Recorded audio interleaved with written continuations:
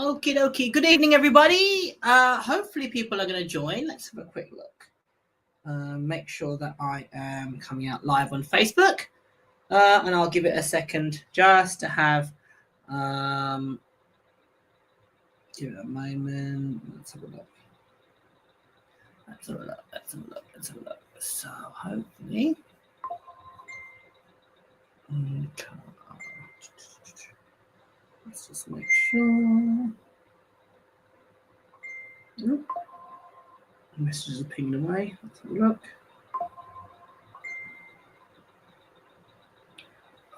Oh, excellent. Okay, we've got people joining. Excellent, excellent. Okay, so I'll give a moment for people to join. Those that are joining, I have a fan on, as you can imagine. It's absolutely roasting in the UK. Can you just let me know, assuming that isn't being picked up too badly on the background. So if you can just let me know that the fan isn't interfering too much. If not, I'll have to bake in the heat and endure the weather. So just let me know that the fan isn't making too much background noise, and then I'm going to start. Excellent. Hi, fan. Fine. Excellent. Okay, good. Denise has given me the green light. All right, that's good to go. All right. Welcome, everybody. The Relabelling Reactivity Symposium 2025. So this is a gathering of experts that I try to do annually, where I get members of the Relabelling Reactivity team together, and over the course of a week, or 5 days, we share information to uplift people, to give people insight into reactivity. And I'm obviously going to give you a little bit of information about what reactivity is, how I see it, how I define it, and all the various causes of reactivity. And feel free, obviously, to ask questions at the end or when I open it up. So obviously, reactivity is something that I'm really, really passionate about, because there is such a gross misunderstanding about what reactivity is. So if you are picking this up and you have a dog that has reactivity struggles, firstly, my heart goes out to you, because it is tough. Share, obviously, in the comments about your personal experience with having a reactive dog. But reactivity seems an all-consuming label that we attach to dogs. Everything from the dog that is an overzealous greeter to the dog that is fearful and frightened of other dogs or people. And that's a huge spectrum of differences in behavior.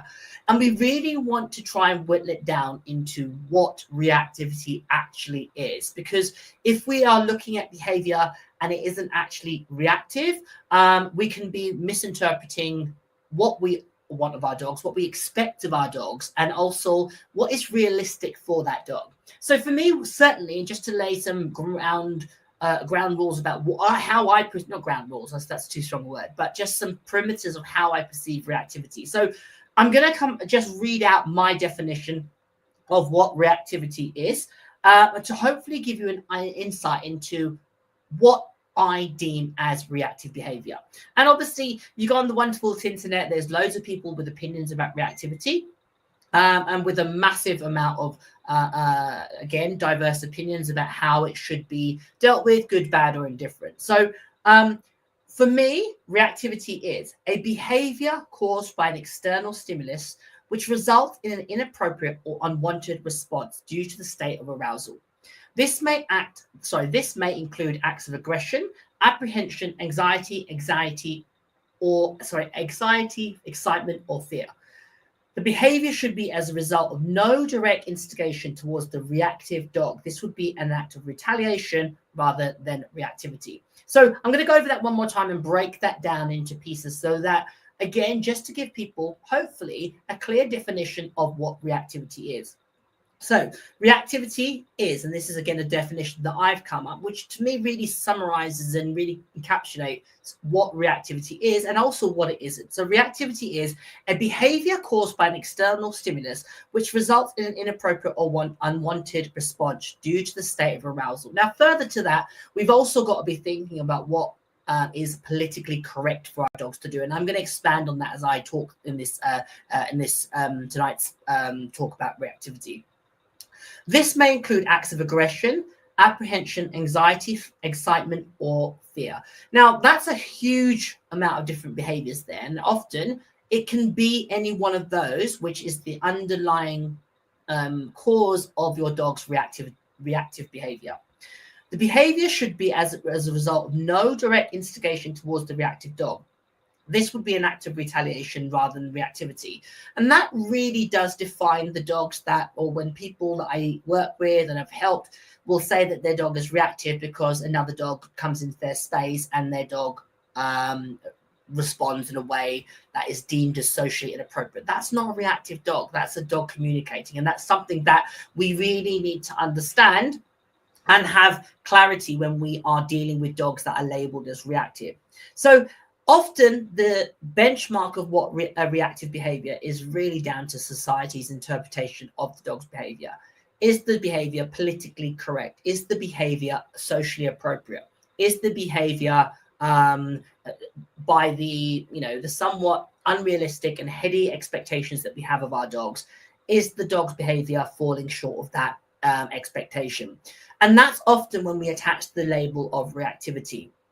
And we need to sort of be really clear about what is a reactive behavior, what is a dog that has a reactivity challenge, and therefore we can really isolate and identify the core root. So further to that definition, for me, there is 5 key reasons why dogs are reactive or contributing factors. And it doesn't have to be one on its own. It could be a combination of all these things. So the first major part of reactivity and the cause of reactivity is, and this is the one where you can actually blame the dog, is a genetic influence. And there is certain, there's 2 main trains of thought when you're talking about reactivity relating or caused by a genetic influence. So the first thing that we have to understand is that dogs as a species weren't originally bred to be solely our companions. That's almost been a modern role that we've placed on them. And really dogs were, and the various groups, if we looked at all the groups of dogs, we've got terriers and we've got gun dogs, we've got pastoral breeds, we've got dog guarding breeds, we've got dogs that have been bred to assist with our lives in days gone by. So we had dogs that would help us capture food so that we can eat or to make into clothing. We had dogs that would be exterminators. We had dogs that would be able to protect our property. And we specifically modified, canines, and we specifically chose certain traits from the predatory sequence, and we've almost amplified it. So we took the stalking entity of the predatory sequence and we modified it, amplified it, and magnified it to create a breed of dog like a border collie. We have taken the same of the capture and kill entity and we've modified it and amplified it and magnified it and created terriers, for example. And in years gone by, those traits were very much used, had an outlet, and were somewhat exploited, if we're being truthful. They had a vocation, a healthy, useful outlet for those traits that we've created and we've exaggerated and we've magnified, for want of a better term. But as society has evolved, unfortunately, nobody gave dogs that memo to say, actually, our requirements of you have now slightly shifted. The dogs that we once needed to guard our property, actually, we don't need that anymore because we have, alarm system, and we have cameras, and we have, all sorts of electronic devices to help keep our houses safe, and we have locks, etc., on our doors that, need certain codes, etc., etc. We now don't need you to hunt and gather our food because actually we go to the local supermarket and pick it up in a nice packaged, and we can take it home and cook it, etc., etc. So whilst our needs of them have modified, we haven't actually modified the dogs, because genetics is a powerful thing, and there's a lot of those traits that are within those dogs. What you can often see is that behavior that is deemed as reactive is actually the dog's innate breed instincts coming to the fore in a somewhat politically incorrect way. So let me say that again. Behavior that was once desirable, acceptable, and actually cultivated is now no longer needed, wanted, or acceptable in modern society, but unfortunately nobody's let the dogs know. And often those behavioral traits can now manifest themselves as behavior that is qualified, deemed, and perceived as reactive. And that's something that's, as a society, we need to be aware of and can show a level of compassion and empathy that we've effectively moved the goalposts. And the dogs that once had a job and had a purpose for those genetic traits, now those are redundant. And we either need to provide healthy alternatives and substitutes, or we need to accommodate and understand that some of the traits that they have are strong within them. The second entity that relates to genetics is really down to the change in society, and that dog breeding is now a very common practice. And you often find that people will breed dogs not necessarily of the right character or disposition, and well-intended members of the public take those dogs on that have character traits that probably aren't suitable for the lifestyle that they live in. And as a result, the behavior that they're manifesting or exhibiting is reactive and, again, problematic for modern society. So genetics is a huge part of why dogs are reactive. Now, when you have a dog with a predisposed genetic tendency to being reactive, and I would say all dogs have a trait have tendencies that will be that could be reactive or could be defined as reactive.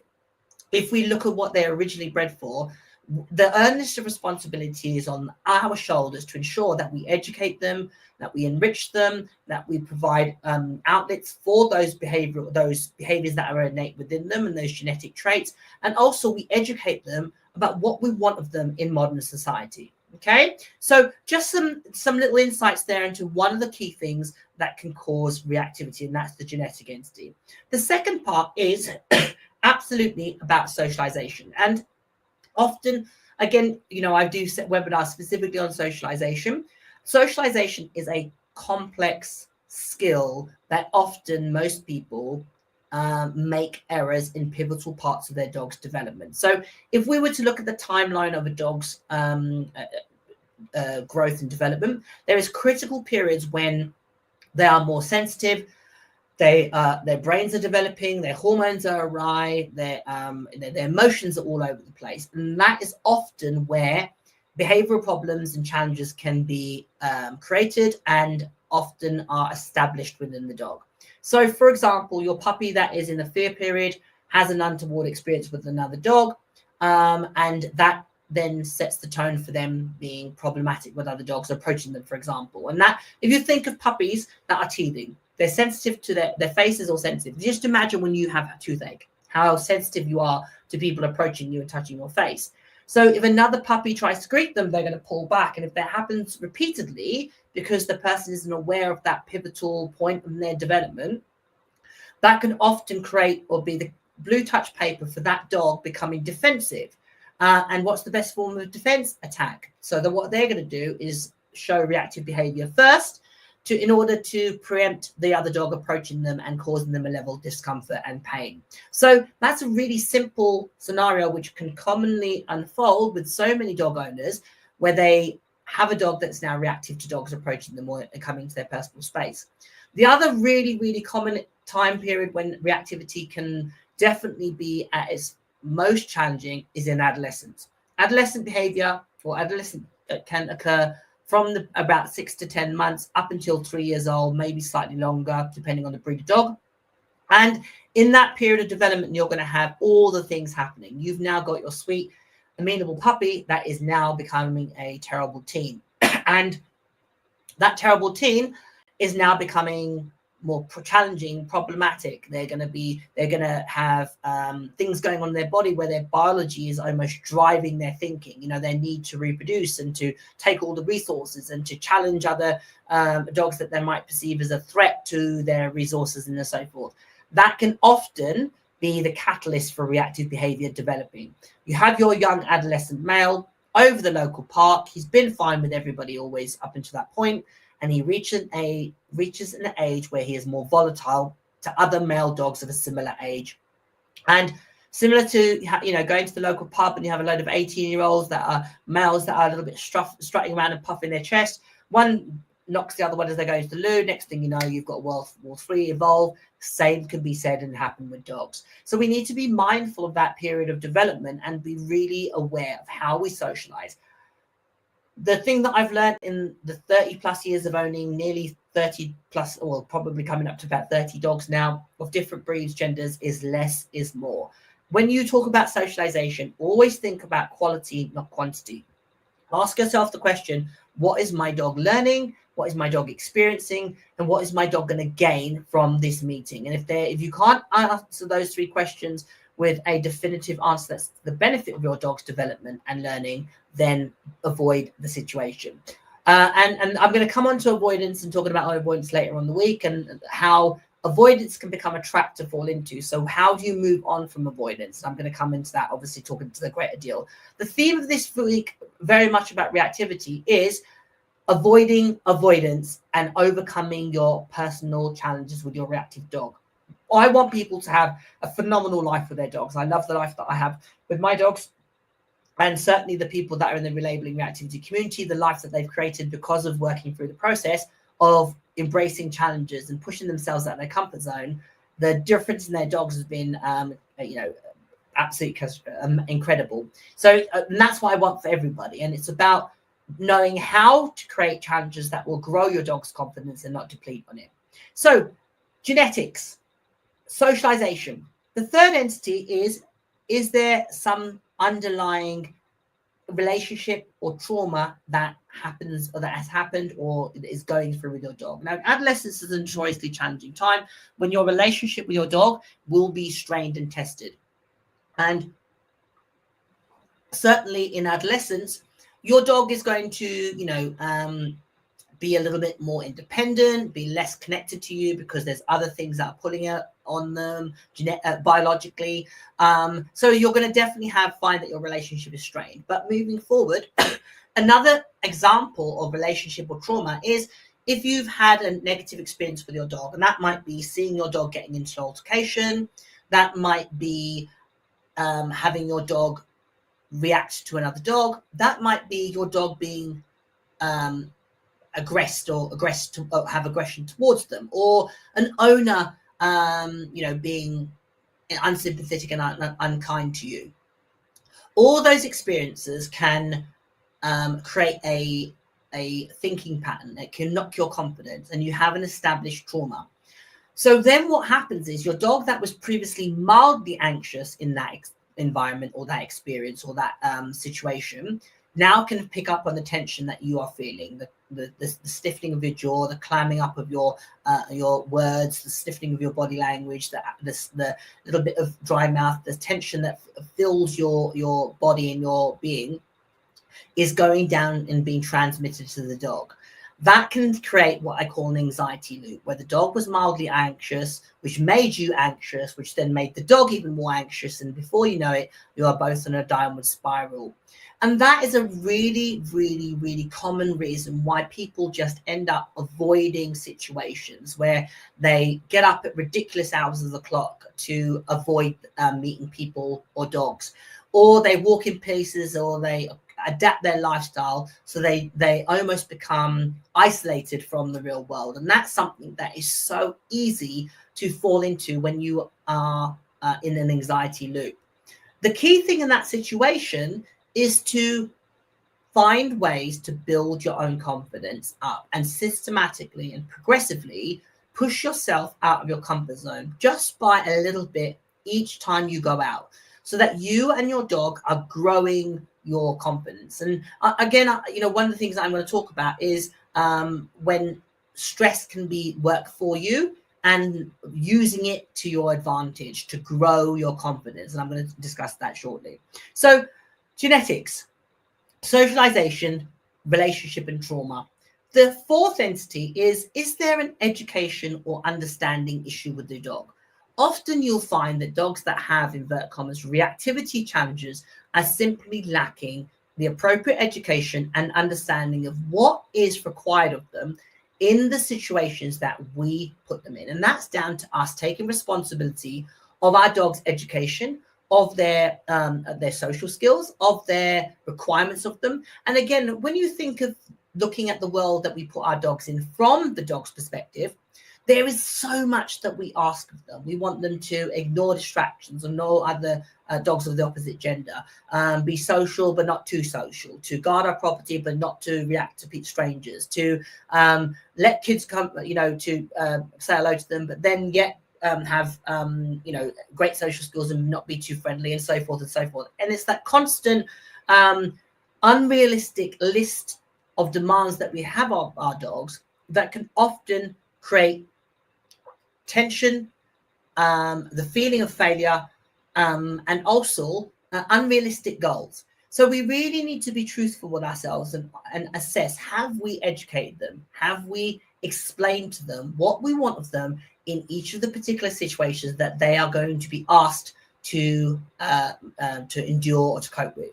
And sometimes with some dogs, the situation isn't appropriate for them. To have a dog that is a really strong guarding breed, to expect them to be, everybody's best friend and to go down the pub and have people coming and going is probably not a realistic goal for that type of dog.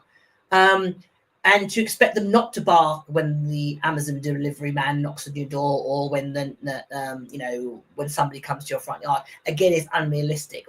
So we need to be looking at life and the world from the dog's perspective constantly, and making sure that we've educated them and we've explained to them what is required of them. The fifth and final reason why dogs often have reactivity challenges and that's a physical entity. And again, within physicality, there's two major entities or headings that we need to consider. And one is physical well-being and health. And that's a huge, huge cause of reactive behavior. Think again logically from your point of view. If you aren't feeling 100%, the chances are you're not going to be the most social person if you were asked to go to a Christmas party or a social gathering. You're going to be a little bit isolated. You're going to be withdrawn. You're going to be a bit reluctant to engage in conversations. So it's really, really important that we understand and consider the physical entity could be a driving factor with your dog's reactivity. Further to that, we need to be thinking about meeting the dog's physical needs. Again, coming back to the reason why dogs were originally created, it was to help us in our daily lives and to be tools and to help us live our best life in days gone by. And often in modern society, realistically, some of those jobs were quite intense. There was a lot to it. We look at something like a border collie, for example, and although there's lots of border collies that are doing the exact job that they were bred for, there's lots or combinations of or crosses of or derivatives of that aren't, and they can still show those traits. So what you can often find is the dog is physically and mentally unstimulated, and they will then exhibit and rehearse the same traits that they have in their DNA, that the dog that is herding the sheep at the local farm, they're still the same character and the same personality. But unless we provide healthy outlets, you're going to find that those behaviors could come out inappropriately and in an unhealthy manner. So thinking about reactivity, we need to first understand why our dog is behaving. And one of the most common questions that I get asked is, well, how do you determine which is applicable to your dog? So it's partly by observation. Observing your dog's behavior in and around the trigger. Is the dog forward? Is it lunging? Is it ears forward? Is it tail going frantically? Is it pulling back? Is it pulling away from the trigger? Is it snapping and drawing back? Is the dog only triggered by a specific instance? Is it only black dog? Is it only hairy dogs? Is it only certain types of dogs or certain breeds? Is it consistently motion? All those things that will help us identify what is the core reason. And that's very much about observation, collecting the data or the information so that you can now decide or determine what is the underlying theme for your dog's challenges. Once you've done that, the solution, ironically, is often very, very similar or the same thing. So I talk about this openly, about teaching core skills, simple skills really, really well. And those core skills are a brilliant sit, a brilliant down, and a fantastic recall. Teaching those three things will allow you to navigate the majority of situations that you'll find yourself. Not all of them. There's going to be some situations that you can't avoid with those three skills, but that's where another entity is going to really help you. So a solid sit where the dog will sit anywhere, anytime, at a distance, under any distraction. the same criteria for a down, and the same for a recall, where that dog will come back instantaneously. So making sure that those three skills are absolutely bomb-proof will help you in the majority of situations that you find yourself. So if you see another dog approaching or a person, you can call your dog back, either move it away, put it in a sit, put it in a down, and navigate that situation. And the down and the sit shouldn't be where the dog is suppressed. It should be that the dog's giving you attention. It's waiting for something exciting or positive to happen or occur from you. So further to that, we want a phenomenal recall. That's going to not only help us be able to provide our dog with healthy outlets for their physical energy and mental energy, it's going to also allow us to get them back if we see situations that could be triggering for them. So having those three skills are going to be the foundation of which you build everything else. Further to that, we want to be thinking about confidence. And the biggest thing that we want to protect at all costs is our dog's confidence. Our dog's confidence is the thing that we should cultivate, that we should nurture, that we should protect, that we should invest in. So think about putting a dog in situations that will build and add to their confidence. That could be situations that you create. That could be situations that you expose them to. That could be experiences that you give them that will build their confidence. And the situation, circumstance, and the environment, how much you expose them to is down to the dog and what they will cope with. And the dog will ultimately give you information and the guidance of how to train them and how to expose them. So if I have a dog that's concerned about people and other dogs, and I take them to a area where there's dogs and people, ideally I do that separately. So just dogs just people initially. And then obviously I'm going to have people and dogs, but depending on the situation. And I might start from 100 foot away. And I'm going to determine, can my dog cope at 100 foot? My dog is comfortable, it's fine, it's not concerned. I then venture forward to 90 foot. Same thing, the dog's fine, it's comfortable. I'm measuring and looking at its body language. Is the dog taking food? Is it engaging with a toy? Is it willing to interact with me? I'm then going to venture a little bit closer, and I am going to venture to 80 foot or 70 foot.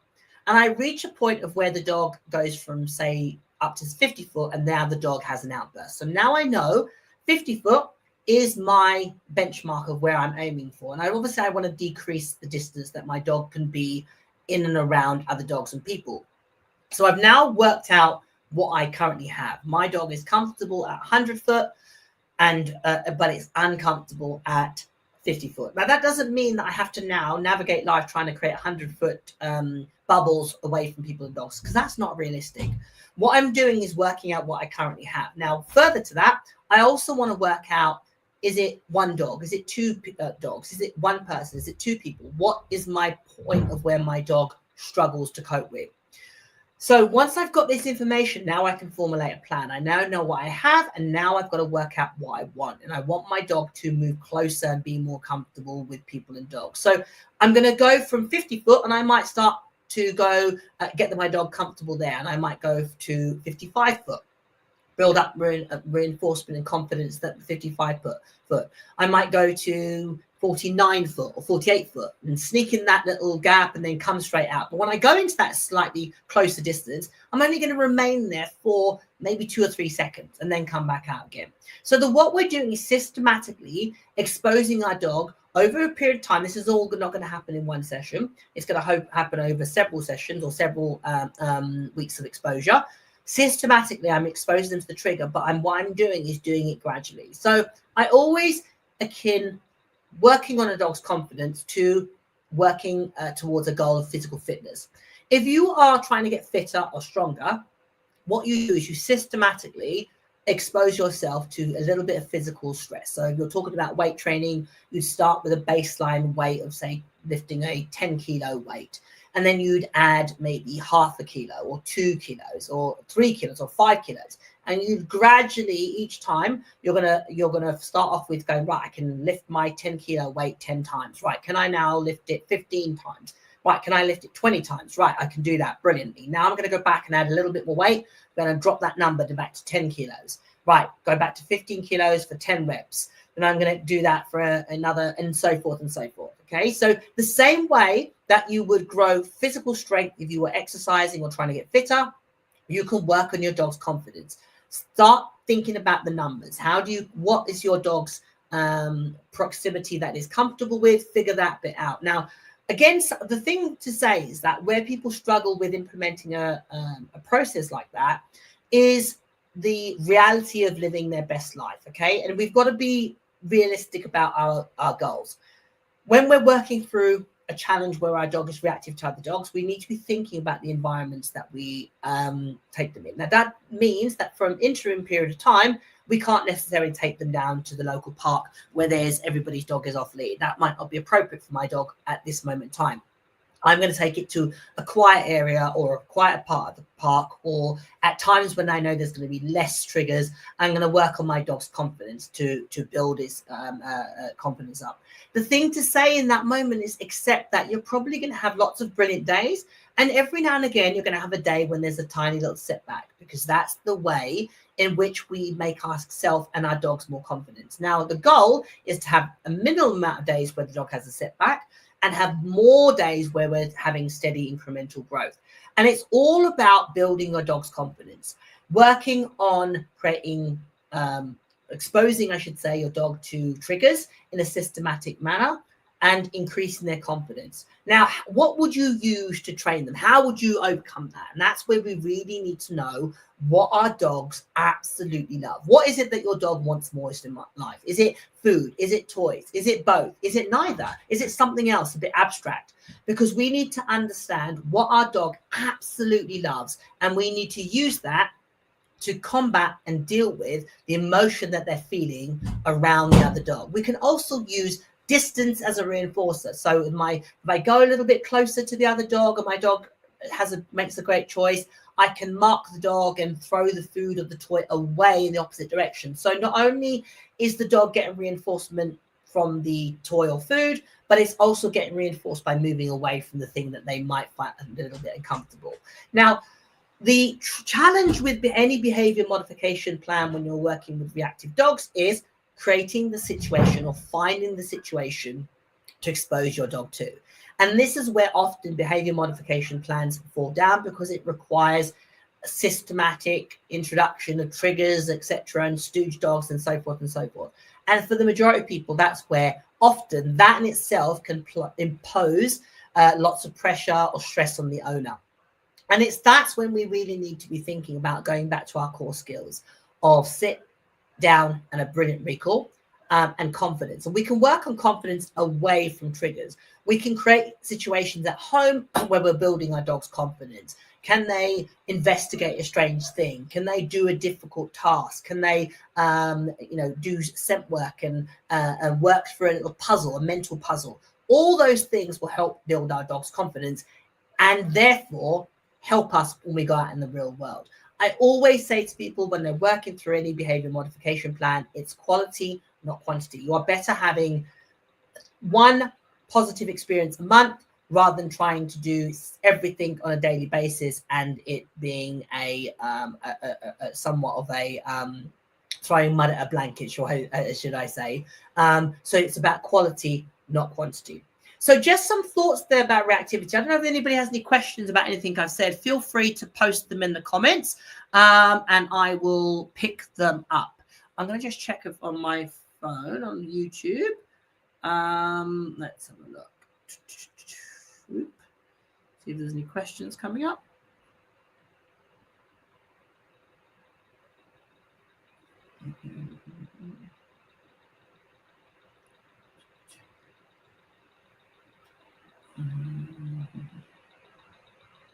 Okay, I'm just going to see if anybody's got any questions about React.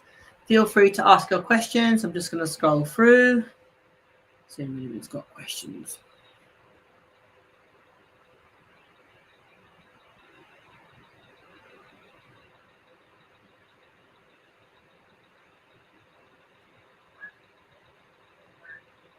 Let's have a look.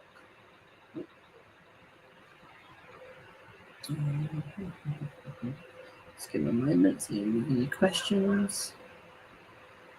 On we go.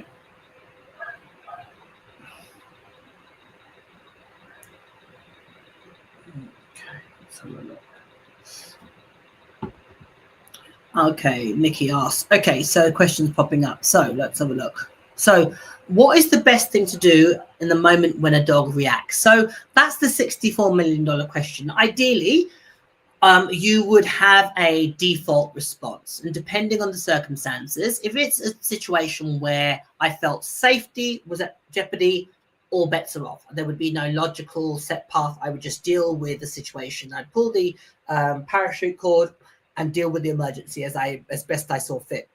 And all training, etc., would be go out the window. It would be about dealing with the dog in the moment. If the dog has a moment, I would ideally try and create distance. Okay, first off is to stop the reinforcement. So if the dog is reacting to another dog, I'm going to interrupt the dog, distract it, collar grab it, turn it away, move it away, create distance so that I can hopefully stop the dog having an outburst. If it was a situation where I've caught off guard, then that gives me a moment to reassess. So stop the reinforcement, intervene or interrupt, create distance, reassess. Once I've done that, then I can shift myself back into a more thinking state and then make an appropriate choice. So if the dog is operating from a place of apprehension or fear, then I might want to create distance and move the dog from the situation. So I don't know, the dog gets startled by something, it has an inappropriate response. I'm going to just catch its collar, turn it around, chuck some food if it will take it, or distract the dog if I can, interrupt, stop the reinforcement, interrupt the dog, create distance, remove it from the situation, and allow the dog to decompress. And then once I'm in a more thoughtful state, then try and unpack in my mind what actually happened, and if I can then moving forward form a training plan. If it's a dog that's reacting from a point of view of frustration, for example, I don't know, you're out walking and suddenly a jogger turns up. Again, if the dog is on the lead, I would use the same principle of interrupt or redirect, grab the collar, etc. If the dog is off the lead, hopefully I then default to a recall or a sit or a down. If the dog is pursuing and I need to, then it's a case of safety, because there's obviously a jeopardy. There's some jeopardy between the jogger and safety, etc. Then that would be safety would trump, or pull this parachute cord, do whatever you have to do, get the dog back, regain control, and then use that as feedback of how you move forward from that situation. Okay, hopefully it answers your question there, Nikki. Okay. Okay, how do you get a great recall if you have now lost it due to reactivity? He will charge at dogs off lead. So I would start completely again, Debbie. Use classical conditioning. The most powerful and effective way for a dog to learn a recall is to use classical conditioning. Really, really, really simple. You simply pair a word, phrase, or sound with a reinforcement the dog likes. So, for example, whistle, feed the dog. Whistle, feed, this is in your kitchen, your living room, and do that several times repeatedly. Repeat that for several sessions over, several days. Then test it by having the dog in the second location, making the noise or sound or word. Dog comes racing in, pair it with food, and then gradually take it to new environments, but essentially start all over again with a new recall. What can often happen with recalls, they can be poisoned when you start to use it preempting a problem. And I, again, with one of my dogs, Punch, I definitely fell into this trap where he was in adolescence and he went through a state of just being hormonal, and his hormones were driving his reactivity towards other dogs. And I started to call him in preempting another dog coming or seeing another dog, and he started to then assume that my recall meant there was another dog. So I simply undone that by randomly doing recalls and pairing it with high value reinforcement, and it was very, very quickly turned around. But that's a very easy thing that can people can make the mistake on, okay, and easily to undo. Okay. Lucy Emma, how do you feel about support group walks on lead with trainers on hand and plenty of distance for fearful, conflicted dogs? I think that's a fantastic thing to do, as long as the environment is built for the dog's confidence. And it's, again, getting with the right community and mentor, etc. But definitely exposing your dog gradually. Now, again, think safety. If need be, muzzle train your dog, so that you've got that reassurance that nothing untoward can happen. Keep them on a lead or a harness, have them on a long line, etc. So you have safety measures, and absolutely expose them. One of the things that I really encourage people to do with dogs that have reactivity challenges is to step out your comfort zone. It will absolutely be, you'll feel nervous, you'll feel anxious, you'll feel all the things, but just having the right exposure gradually will build their confidence and build your confidence, which is far more impactful. So definitely something I would encourage, but again, it has to be the right setup. And that's what I would suggest is, before you actually take your dog, go on a walk with a group walk without your dog and see how the environment is managed with other people in the group. And if you feel comfortable, then join that group. All right. So hopefully that makes sense. Debbie said he's no longer off lead if there's a risk of other dogs being around. So feel very guilty. He has less freedom and not getting his needs met. So first off, guilt is not an emotional feeling that's going to be serving to you. So let that go. You are doing the best that you can. The fact that you've come and listening to this conversation tells me that you are invested in doing the best that you can for your dog. So don't put that pressure on yourself. Your dog sounds like it has a great life. If you don't necessarily let them off a lead, what you could consider is a long line with a harness, so you have that confidence. And also there's so many now fantastic freedom fields that are popping up up and down the country. So every now and again, if you're able to take him to one of those, and then you can have the dog off the lead whilst you're building your confidence. But again, you know, if you've got a mentor or trainer around you in the local area that uses reinforcement-based dog training, that you can do some group walks in a controlled environment, that would be really brilliant for building up your confidence. So many dogs that I work with that have reactivity challenges, I get their owners to bring them to my home, and I have my gardeners set up that I can expose them to other dogs, and I will have them strategically meet all my dogs, one dog at a time, and then build it up. And in a relatively short space of time, I could expose them to lots of dogs. But obviously my situation is very unique. But if you can do it systematically in a controlled manner, I would say most people are going to benefit from that, and most dogs. And very, very rarely do you see a dog that can't grow in confidence around other dogs. It doesn't mean that your dog has to be Mr. Social, and that's something I want to really be implicit about. But it definitely can mean that your dog has more confidence, and you don't have to then, avoid dogs in public, etc. Okay. So how do you get a sitting down from a distance? My dog will sit and down, but at my feet. So lots of things that you can do. First is to increase the distance gradually. So you can do that with the treat throw the treat just a couple of foot. As the dog turns, ask it to sit or down, and obviously be able to help them if need be. You can use a platform or a barrier. You can use that to create distance. A great way to get them to be comfortable at a distance. I love platform training. I do lots of that with my dogs. But I'm jumping ahead of myself. Having a fantastic sitting down, the first thing that you want to do is play a game called Simon Says. And Simon Says is a game that's covered in the Relabelling Reactivity course, where essentially you change your body language into lots of different positions: hands on heads, hands on your shoulders, hands on your knees, hands on your hips, etc., and test if your dog understands sit or down. Now, most dogs will start to deteriorate in their understanding, and it's normally when there's conflicting body language or there's motion and arousal. And if you can work your dog through those challenges up close, when you go to a distance, it becomes easier. So just have a little think about that. All right, Joe? So another one from me, Lucy. I have been exploring using less food with one of my dogs because I can be prone to over-reinforcement managing and causing micro increases of arousal as a result, where I guess we should aim for triggers becoming boring furniture of the environment. Have you any thoughts on how to mindfully use reinforcement to promote calmness and confidence? That is a great point, Lucy, that so many people who follow the philosophy of using reinforcement-based dog training end up being almost flippant and somewhat over-reinforcing their dog. So it actually becomes almost about managing. So if I keep feeding my dog, he's going to ignore the other dog. That is something that definitely needs to be moved on from.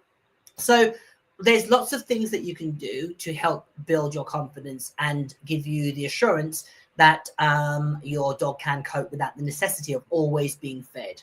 So first off, we know that reinforcement on a variable schedule reinforcement is going to be more effective than a continual rate of reinforcement, or a fixed rate of reinforcement, I should say. So we definitely want to be using that. We want to use a casino slot machine mentality rather than a Pez dispenser.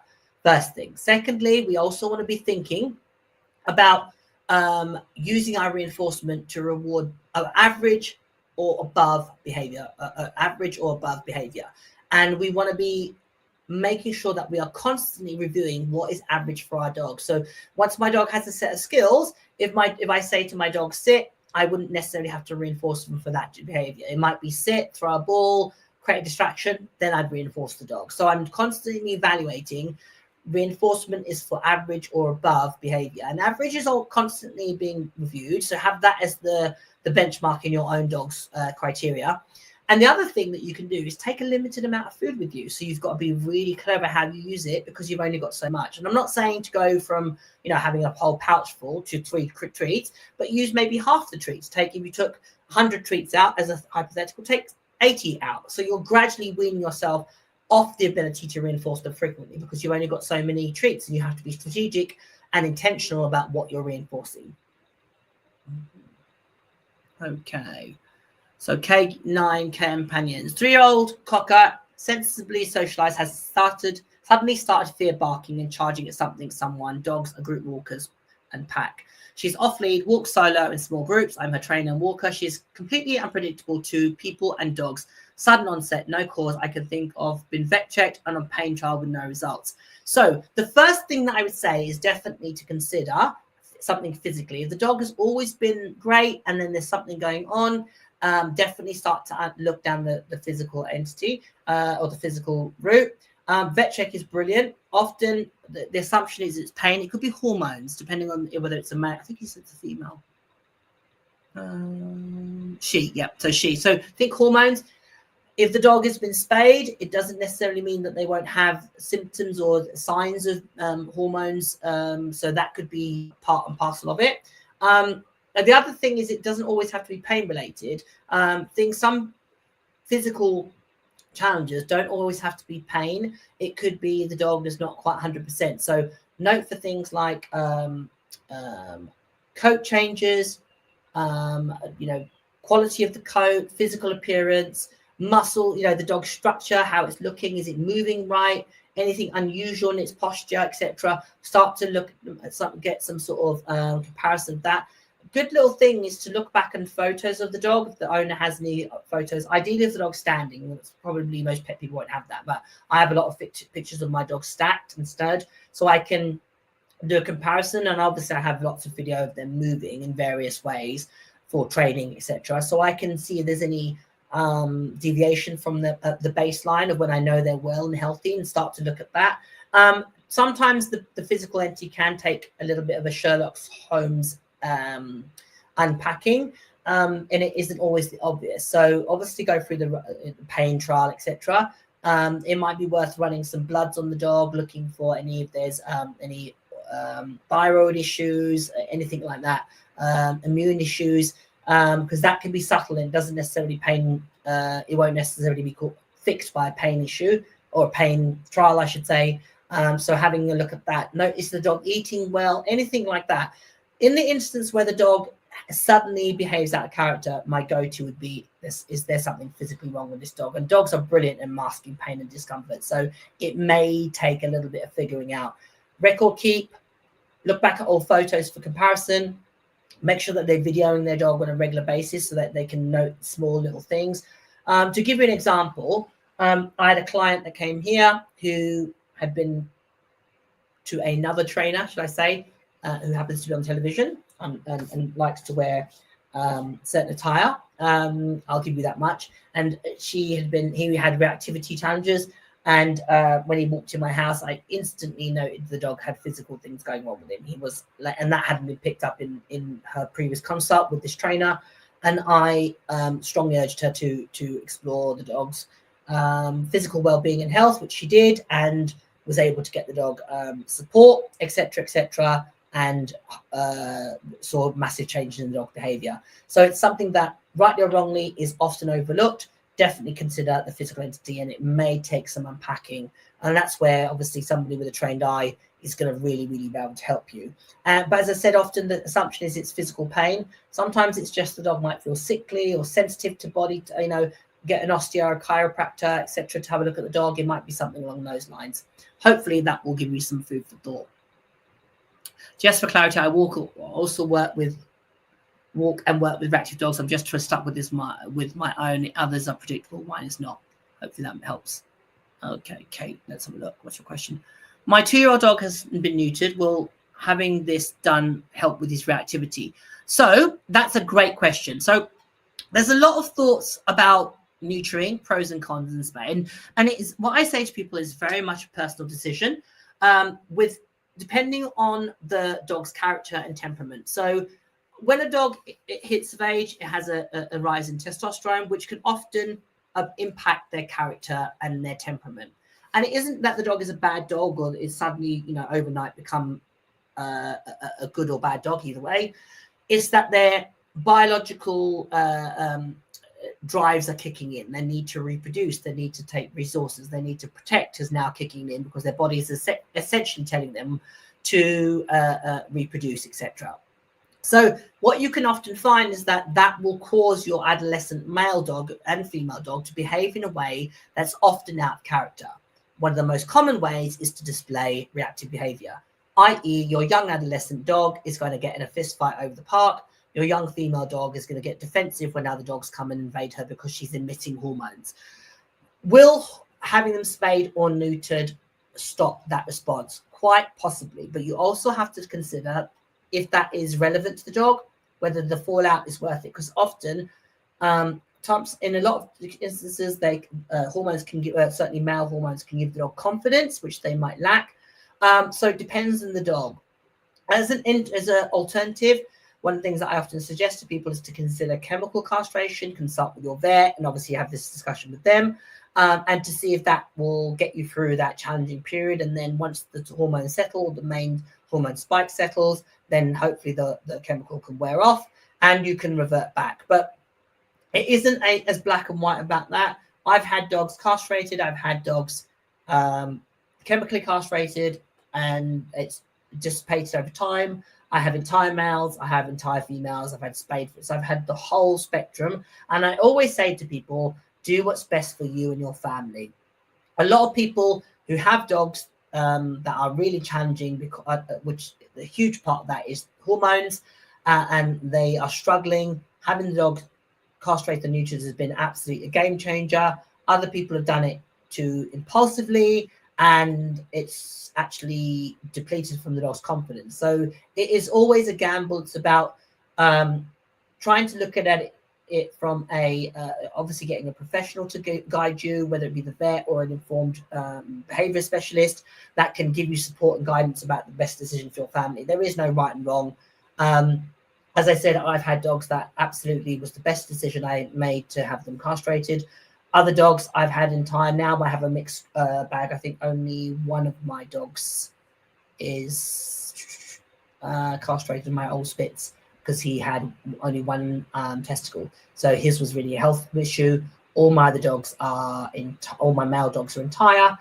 All my female dogs, bar 2, are spayed. So, and again, there is a byproduct of that. Hormones can often make dogs, behave a bit out of character.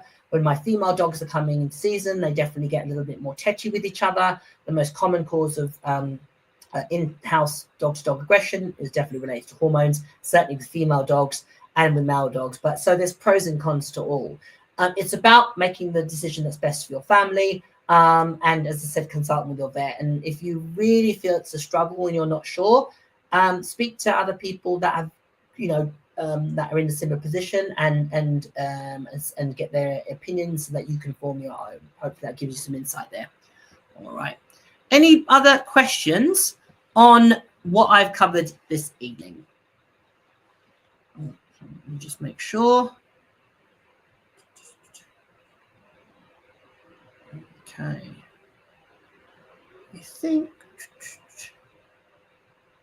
I think we're all good.